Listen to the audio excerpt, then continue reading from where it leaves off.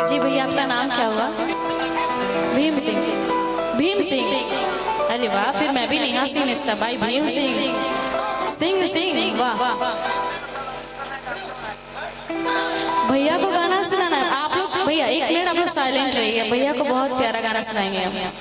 उनका बैठने का तरीका देख रहे हैं, मतलब सिंह ही बैठ सकता वैसे। हाँ बिल्कुल, यहाँ फरमाइशें ही होंगी, टेंशन मत लीजिए आप लोग, निश्चिंत रहिए।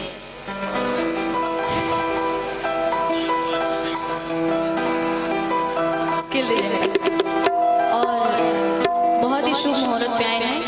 उम्मीद रहेगा आप लोग हल्की हल्की तालियां भी बजाएंगे, एंजॉय भी करेंगे। इस बार लेडीज संख्या कुछ ज्यादा ही लग रहा है और अच्छा लग रहा है, सुनने वाले बैठे हैं।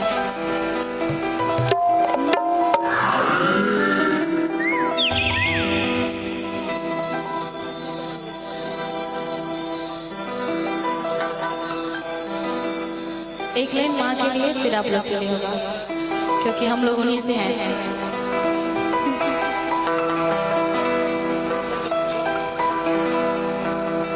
मेजर माइनर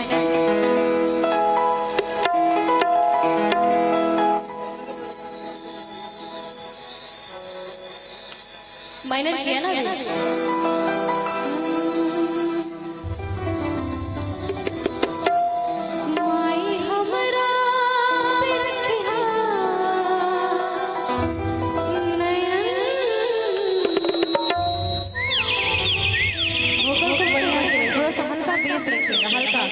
हल्का बेस ले जाता है। माई हमरा पे रखा नयन पाँव पूजे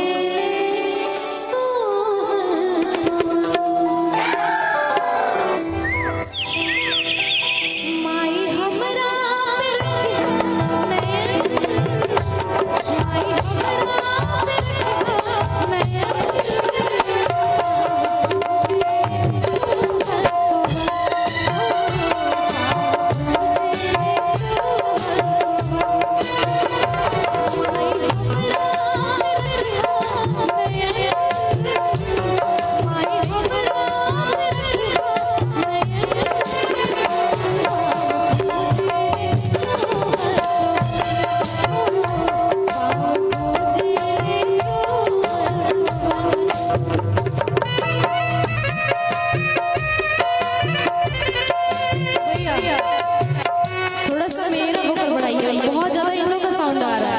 हमारा वोकल सुनाई नहीं दे रहा है, और सुनाई नहीं देगा तो समझिएगा नहीं कैसे मैं क्या गा रही हूँ।